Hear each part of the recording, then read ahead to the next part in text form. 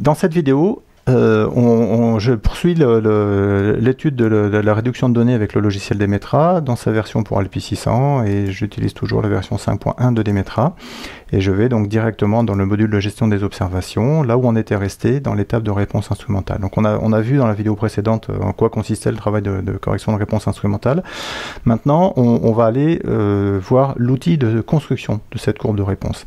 Donc j'ai été jusqu'au traitement de l'étoile de Vega, que je considère être une étoile de référence, d'accord, et donc, parce que c'est une étoile chaude, parce que c'est une étoile facile à observer et dont on dispose de spectres de réponse, des spectres de référence dans lesquels on a confiance.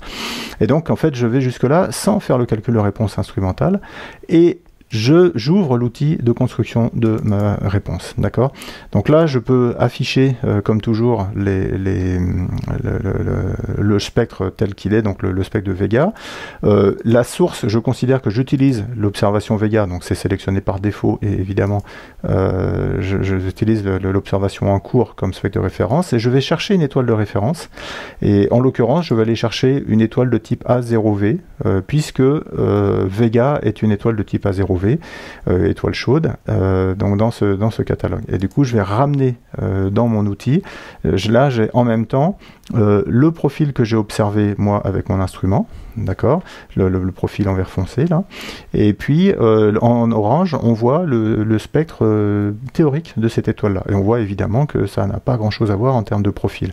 Je constate que les raies de Balmer sont bien au même endroit, d'accord, mais par contre le profil général est très différent. Alors déjà, je peux activer ici le crop, c'est-à-dire découper le spectre, donc, parce que je sais que toutes les parties extrêmes à droite et à gauche, c'est surtout du bruit, donc ça pollue un petit peu le spectre, donc j'évacue ça. Et puis là, dans cette partie principale, je vois que je peux afficher ou non certains profils. Donc si je veux n'afficher que mon observation à moi, ben voilà, ça donne ça. Si je veux n'afficher que le profil de référence, donc qui vient du catalogue Pickles, et bien j'ai ce spectre là, et donc je peux comparer les deux, etc. Et puis en bas j'ai des boutons qui me préconfigurent, en fait, qui m'affichent ces deux boutons qui sont particulièrement utiles, qui affichent des combinaisons utiles d'images. Donc je pourrais très bien, je peux le faire à la main comme ça, obtenir le même résultat. C'est juste pour aller un petit peu plus vite.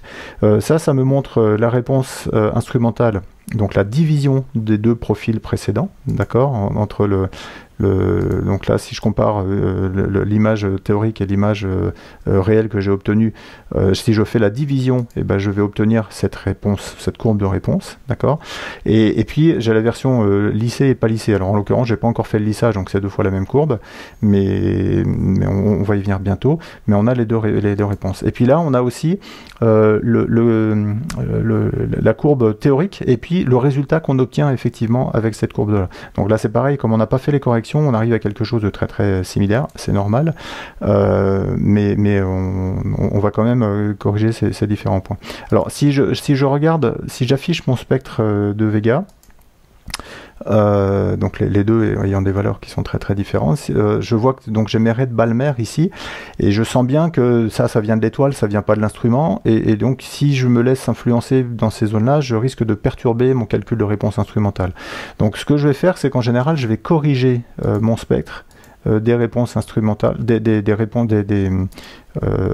hop, je remets en pleine échelle. J'ai un outil qui me permet directement de retirer les raies de Balmer, et donc je vois le résultat, enfin, sur ma courbe, par exemple les raies atmosphériques ici, là, qui sont en bas à droite.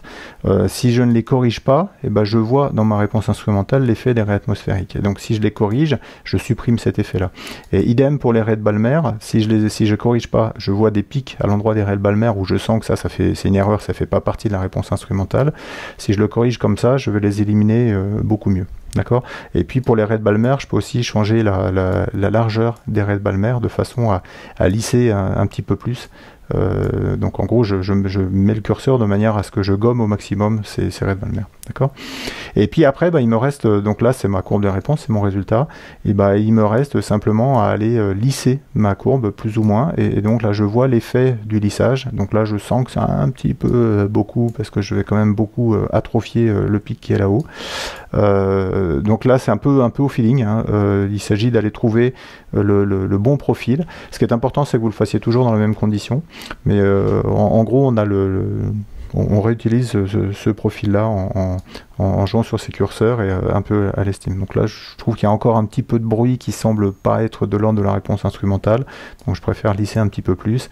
Voilà, j'arrive à quelque chose qui me semble pas mal comme ça.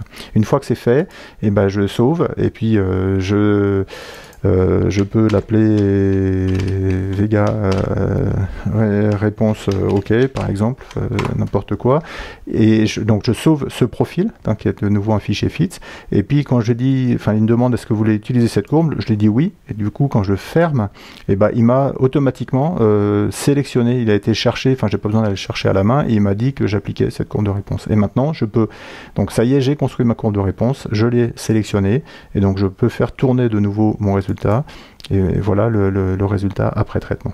D'accord? Donc ça c'est le résultat avant traitement, ça c'est le résultat après traitement. Et donc on voit l'effet profond de la transformation de cette courbe de réponse. D'accord?